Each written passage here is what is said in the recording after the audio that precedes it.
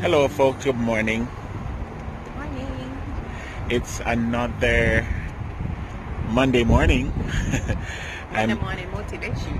and I'm just, we're out here in PSL on the River Walk, and it is an awesome place. And fish keep jumping in the water, and we don't know which part they might jump from. Fish are May I try jumping. if may I stay so if I see a fish are jumping in the water, right, babes? Mhm.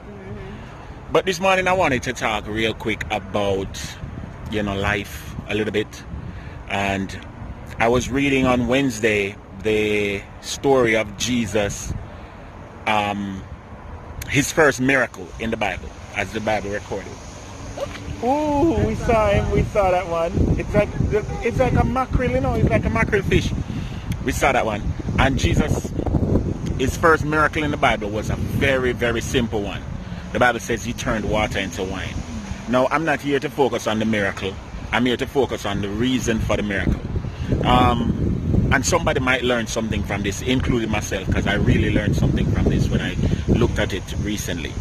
So Jesus was at a wedding with his friends, his disciples, about 5 of them. He had just gotten 5 brand new disciples. They never see him do anything before. They never went anywhere with him before. They just got invited to a wedding. And when they were at the wedding, his mom came to him and said, guess what? The people run out of wine.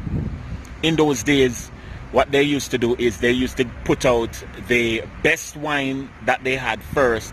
And when the people got drunk and, inebriated, they would put out the little what left wine, the little old stale wine, the cheap wine. They would put those out because they wouldn't be able to tell the difference because they would be drunk anyway. And the man who was the bridegroom, who was responsible for bringing wine to the place, they ran out of wine. And Jesus' mom came to him and said they ran out of wine. Jesus said to her, Mommy, why you involving me? I'm not involved. It's not my time yet. That's not my concern. And she turned to the servants who were there and said, do whatever he says. And she walked away. Jesus said to the servants, find some water, the pots that have water, and bring them to me. And then he dipped a spoon in there or a jug in there, took it up and said, bring it to the master of ceremony, the person who is the MC for the wedding. And when they did that, and the MC drunk from it, he went to the bridegroom and he says, you change up the whole game. He says, normally people put out the best wine first, and then they put out the bad wine. But you save the good wine or the best wine for last. And that was the gist of the miracle. The miracle was that Jesus gave them wine from water. And the wine that Jesus gave them was the best wine that they ever had. And the lessons that we could learn from this is simple lessons. The first lesson is, 1, for Jesus to do a miracle in your life, you have to invite him. If Jesus wasn't at the wedding, he would not be able to do a miracle because he would not have been there to do the miracle.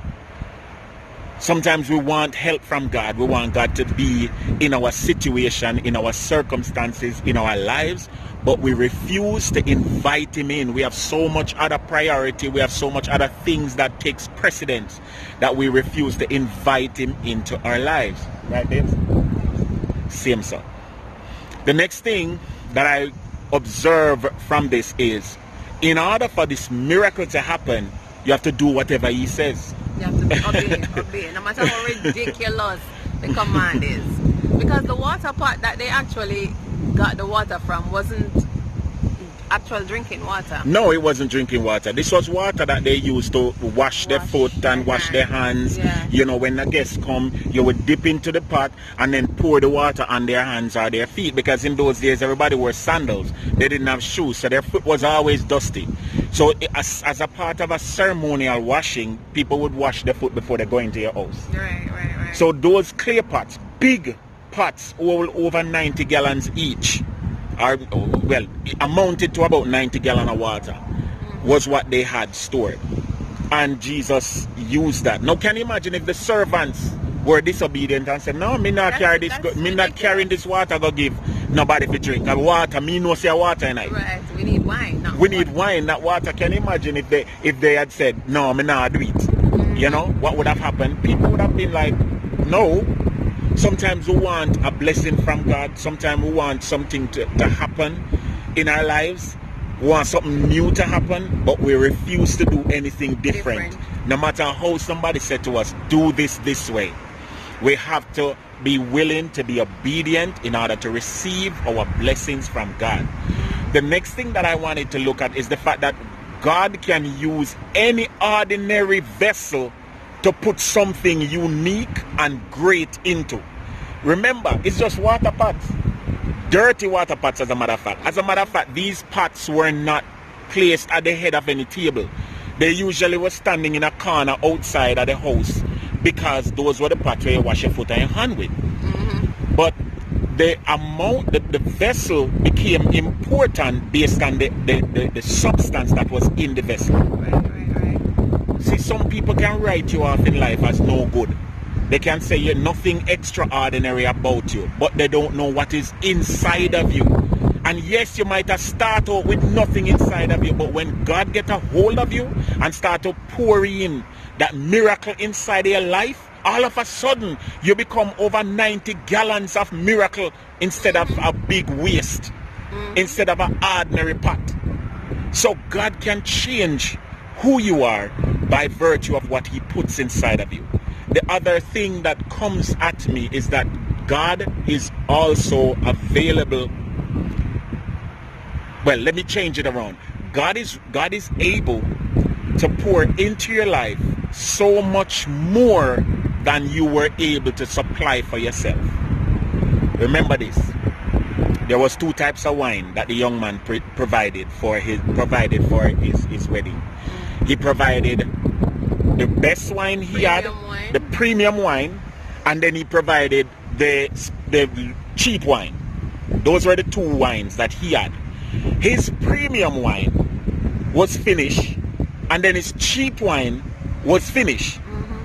When Jesus made water into wine, he provided a premium on top of premium. He provided vintage premium, and he provided it in abundance so that everybody at the wedding could have been satisfied. It's when God is giving miracles to people, him don't give little bit of miracle.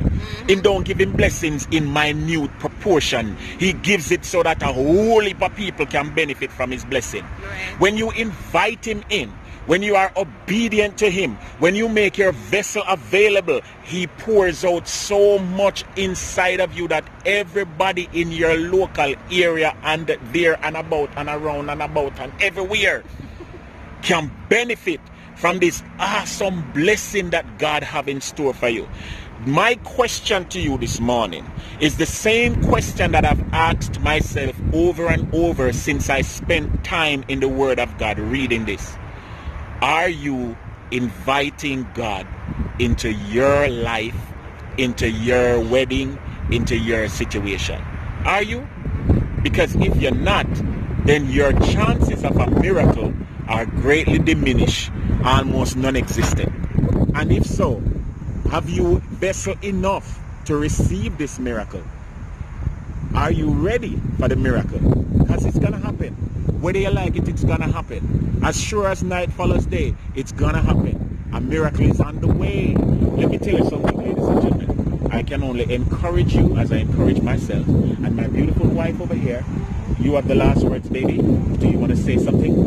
Another thing that jumps out at me is the fact that you have to be patient and have a spirit of expectation, because only those people that remain at the very end would have benefited from this miraculous wine. Awesome. You understand me? Awesome. So, yeah, just stick around, wait on God, and everything will be alright. You can imagine if it was Jamaicans at the wedding. Them are leaving us. Yeah, you ever seen nobody go 9 nights yet? And it's no rum nor run. Them done, them ready, I'm them out. a go home. Bye. You can imagine we come a wedding and him nah no wine. Now what kind of man this? Yeah. What kind of wedding this? That wedding you That wedding boring. a flop. That wedding you nah no buzz. Because it nah no wine. Stick around. Because the best is yet to come. God is in the business of saving the best for last. And ladies and gentlemen, I believe that somebody needs to hear this morning. I am not preaching, I'm just talking.